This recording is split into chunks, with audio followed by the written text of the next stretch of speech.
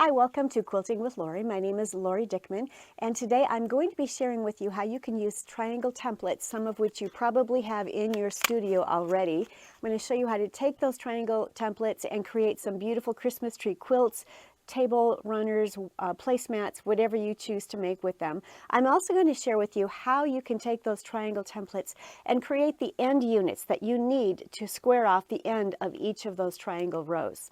So let's take a look at how this is done.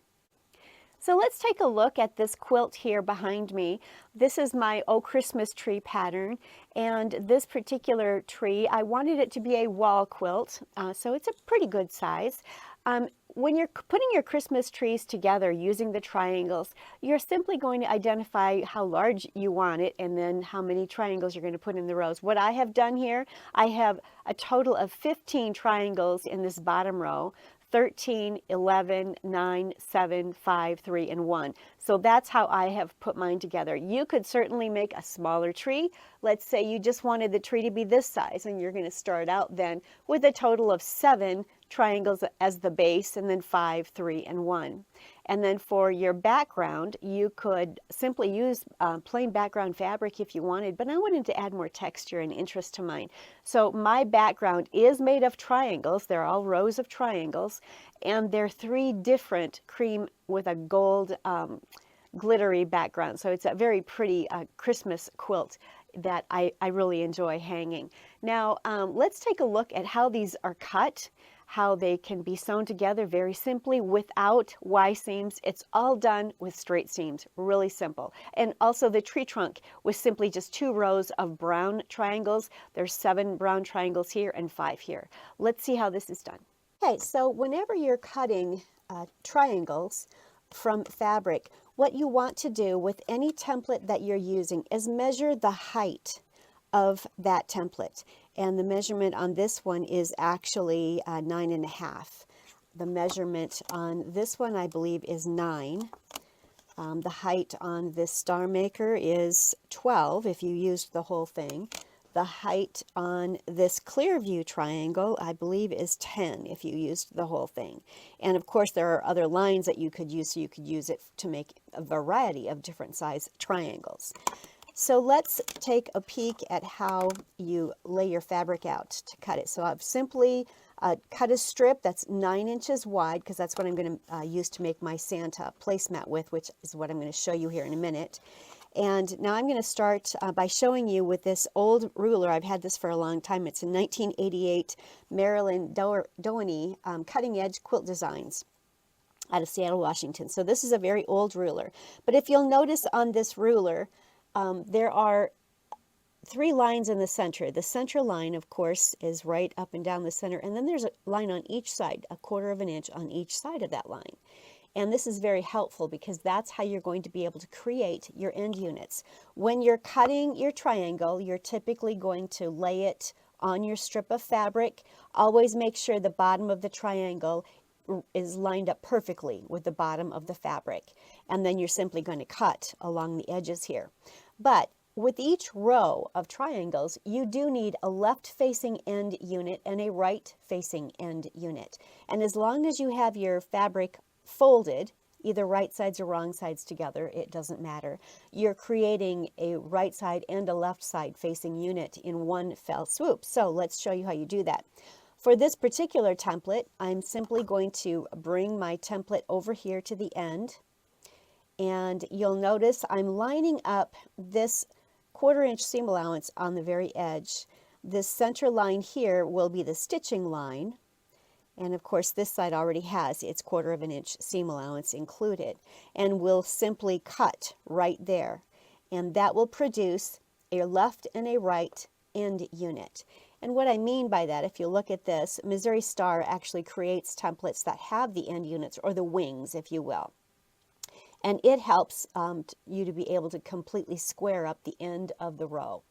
And so that's what I'm helping you with, because some of these other triangles don't have an end piece, but you already actually have that incorporated in the template. So here is the Star Maker triangle. Many of us have this particular triangle in our sewing rooms, and so I'm placing it on this blue mat here, hoping that you can see it better. But you can simply cut out your fabric pieces just using the entire triangle or whatever size you want. Let's say you just wanted a triangle that tall. Then basically you're lining up this line right here with the bottom edge of your fabric, and your strip would be cut to be this tall. And you're simply going to make your cuts. Now, you're going to have to create an end unit, and you can also do that using this triangle. I'm going to bring it back up here so that you can see this 6-inch line here, and this dotted line here is right on that white line right here. Now what you'll need to do when you cut out your fabric is you're going to need to either go to the right or the left 1/4 of an inch as you lay this on your fabric to make sure that you have the seam allowance, and that will either create the left facing or the right facing end unit. Let's take a look at that on some fabric. Okay, so here is my strip of fabric, and it's on the fold. So when I cut, I'll be cutting either 2 triangles at once, or I'll be cutting a right-facing and a left-facing end unit at the same time. So if I'm cutting triangles, I'm simply going to make sure that the bottom line, or whatever size I decide, is lined up perfectly on the bottom and make my cuts. But what I prefer to do when I'm doing my rows is start with my end units. And so I am going to bring this over, make sure that the bottom is lined up at the bottom there.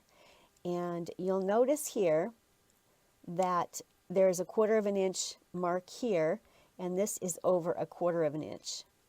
So what I'm going to do is I'm adding 1/4 of an inch seam allowance right here, which is necessary to create this end unit. So I will cut right here, and then I will have a left and a right end facing wing, if you will, and they'll both include the 1/4 of an inch seam allowance right there. So that's very simply how you create those and how you cut them out. This clear view triangle is even darker. I think the lines are easier to see so that you can identify that there's the center line there, and then there is the 1/4 of an inch seam allowance on both sides. So the same with the Star Maker, when you're cutting out your end, you're going to bring this over, line up the bottom, bring it over so that you include 1/4 inch seam allowance on that side, and then you'll make your cut, and then you'll have a left and a right facing end unit that you can use with the rest of your triangles, and then you can just keep flopping it back and forth like that as you're cutting your triangles across the rest of the fabrics.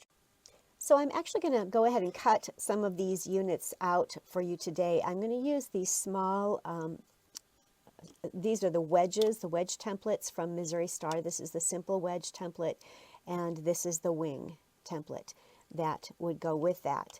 I'm going to cut triangles using the red strip, and I'm going to cut some of the end units and additional background triangles from the cream. And so I'm going to lay this end piece right on the edge there. The Missouri Star templates do include all of your seam allowances, so they're all included for you. You don't have to make any adjustments to where you place the template. You just lay it up against the edge of the fabric there, and you cut. And they've also already incorporated that flat part there, which gets rid of some of that excess dog ear fabric. And then there's a little piece down here that you can get rid of as well. So here I've cut it on the fold. So I have a left and a right end unit to finish off the row. And let's say I want to cut my triangles. I simply cut down here. I'm doing this upside down, and I'm not very good at that. Nope, I'm going to have to turn it around. I can't do it upside down. I need my rotary mat, and it's upstairs. All right, so I have cut 2 triangles, and then you simply flip your ruler back and forth as you go across your row, cutting the triangles. And so I've got 6 triangles cut that are red, and I've got a couple of end units. And that's how you can cut them. It's a very simple and fast process for cutting out your triangles as well as your end units. And you can, as you saw here, you can use so many different triangle templates that you might already own to be able to accomplish this. Now let's take a look at this Santa tree placemat that I created, and I'd like to show you how I did that. It would be a fun project that you might want to use yourself. So here is my Santa placemat, and I used the very large wedge template from Missouri Star, and the end pieces here. I used 2 ends for Santa. I used a red piece for Santa, and then I used 2 of the creams.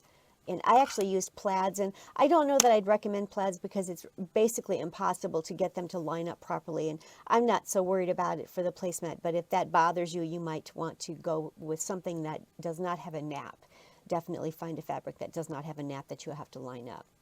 But this is how I put it together. It's just 3 triangles and 2 end pieces.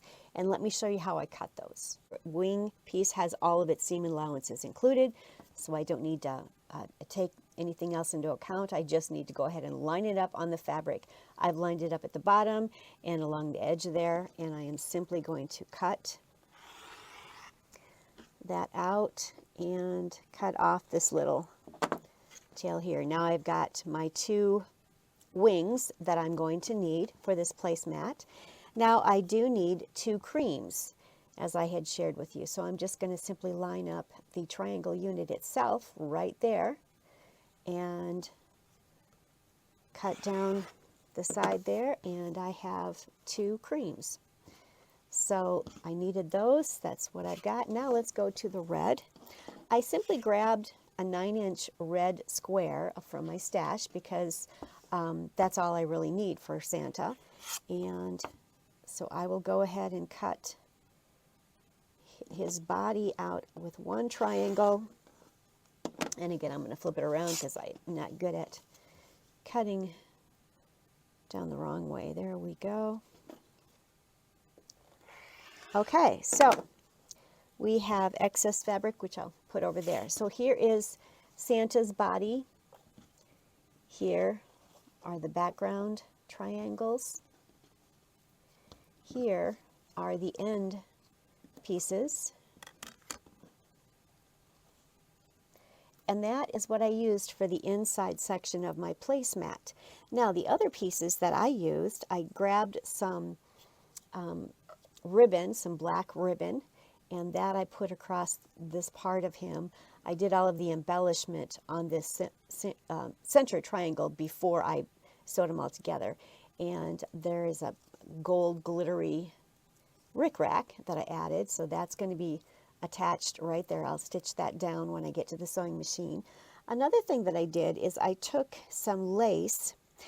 You could use fur and add fur up there for his beard. However, that is going to add some weight and height to your placemat, and it might be a little difficult if you're using it as a placemat for your plate and cup and so forth. So lace is another option. I simply grabbed some lace and cut out the motif and then stitched it down in there so that it represented his beard. So you can do either or. If this is going to be a wall quilt, then you can certainly use some of the fun fur. And remember, when you cut fur, that you always come in from the very back of the fur and just cut along this top piece of fabric. You don't want to cut the fur itself. You want that to remain intact. So you just make your cuts in the fabric itself. Now let's go to the sewing machine and see how these are put together. As you can see, they're going to go together in straight seams. There are no Y seams at all in putting this together. We'll start by putting our snowman together, and then we'll add the end pieces to it.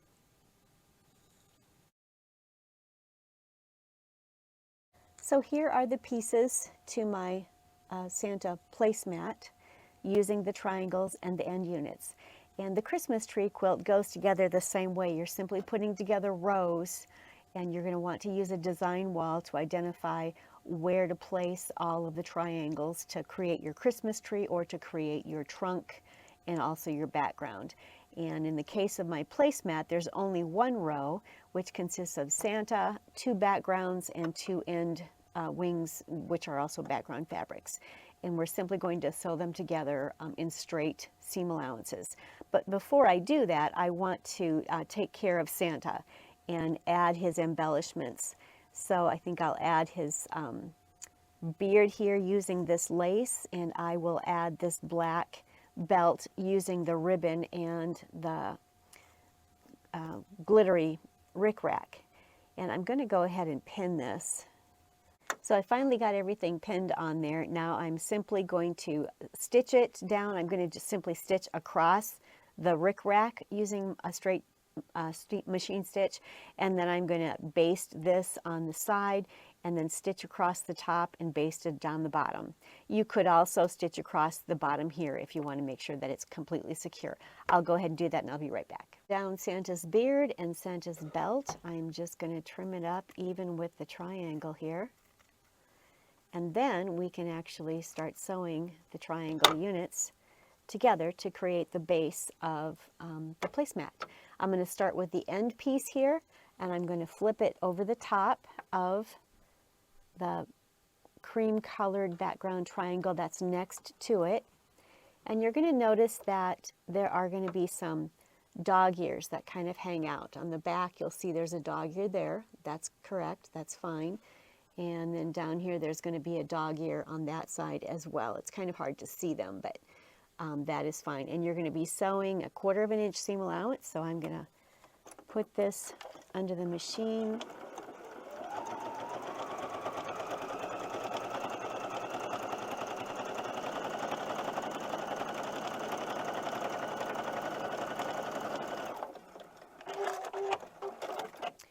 All right, we're going to finger press that. So the end unit in one of the triangles is done, and now we can attach Santa's body to that triangle there. So I'm going to flip this up like this and stitch it down. And you'll notice again there's little dog ears on the top and bottom, and that's good. That will allow you to make sure you have a 1/4 inch seam allowance available there to sew your seam. So here we go.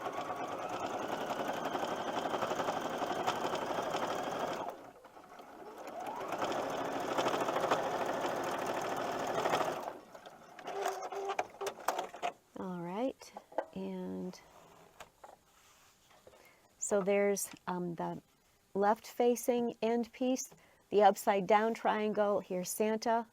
He's facing upright, and here's another rectangle I'm going to add to that. Again, just simply flip it over and start sewing. 1/4 inch seam allowance.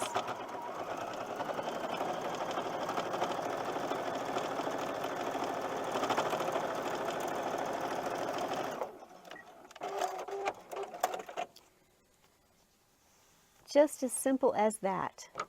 And then we'll add the last end piece, and that finishes off the right side of the row. So that was the process I used to create the Christmas tree on the back, by just having end units for each end of the rows, for every row in the Christmas tree. And then I identified how many colors and triangles that I wanted to use to create my tree, as well as the background, and cut out the appropriate number of fabrics and triangles from those fabrics. For this placemat, it's simply 1 red in this case, and 2 cream triangles, and then an end unit on each side.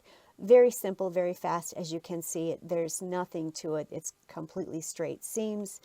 There are no Y seams involved.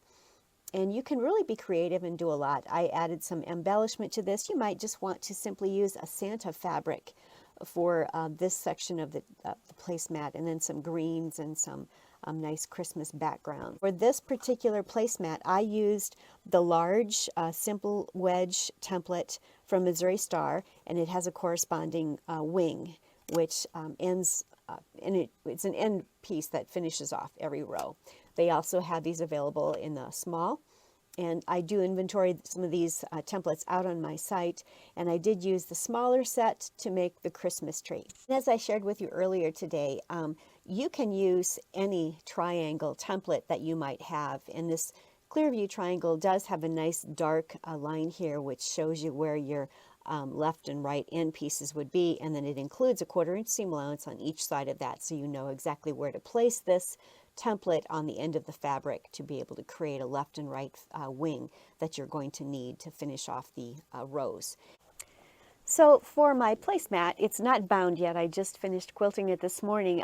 For quilting, it was very simple. I did some simple loops out in the background. I did some Christmas tree swags in the tree itself, and I did a simple feather around the outside edge. Just some simple, fast. I think I was able to quilt this in about 30 minutes. It didn't take long at all. And then on the Christmas tree itself, I'm going to include a link here in just a minute. You can view how you can use a curved template on either your long arm or on your domestic sewing machine to quilt these triangles. There's a really fun and fast technique that I think you'll enjoy. I'll also include in the description box below the full-length video on how to quilt that Christmas tree using that curved template. And then coming up very soon, within the next week or two, I have some new patterns that I want to demo for you. My holiday snowman, I will be demoing that for you.